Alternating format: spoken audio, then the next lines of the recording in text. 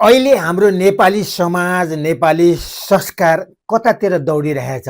साँच्चै पहिलेको भन्दा पनि अहिलेको संस्कारहरू साह्रै नराम्रो गरी विकृतिहरू फैलिरहेछ। अरूको त के कुरा गरौँ, संस्कार सिक्ने बालबच्चा त्यो भन्दा पनि अरू विद्यार्थी र अभिभावक बीचको संस्कार, त्यसको बारेमा म केही भन्न चाहन्छु। तपाईहरु यो कुरालाई ध्यान दिएर सुनिदिनु होला र भिडियो कस्तो लाग्छ आफ्नो प्रतिक्रिया पनि दिनु होला।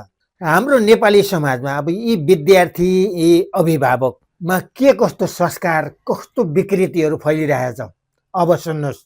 जब छोरा परीक्षामा पास हुन्छ नि त्यतिखेर आमाले भन्छ भगवानले गर्दा, अनि बाउले भन्छ आखिरी छोरा कस्तो,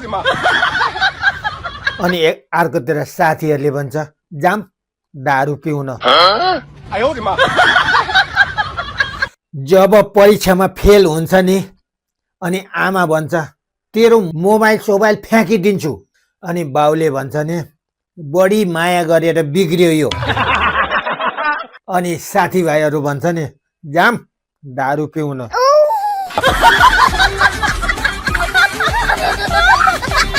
जब छोराको जन्मदिन आउँछ नि आमाले भन्छ धेरै बाँच्नु, आयुष्मान हुनु, आयु लामो हुनु भन्छ, अनि बाउले भन्छ सधैँ अगाडि बढ्नु, सधैँ शिर उच्च राख्नु, ठुला ठुला प्रगति गर्नु।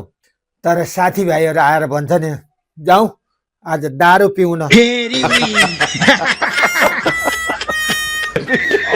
जब छोराको लभ पर्छ, लभ ब्रेक हुन्छ, लभ फेल हुन्छ, केटीले छोडेर जान्छ, अनि त्यतिखेर आमाले भन्छ छोड्दे बाबु त्यसलाई, त्यस्ता कति पाउँछ कति पाउँछ।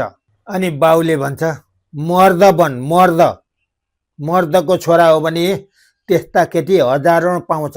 अनि साथीभाइ भन्छ जाम दारू पिउन।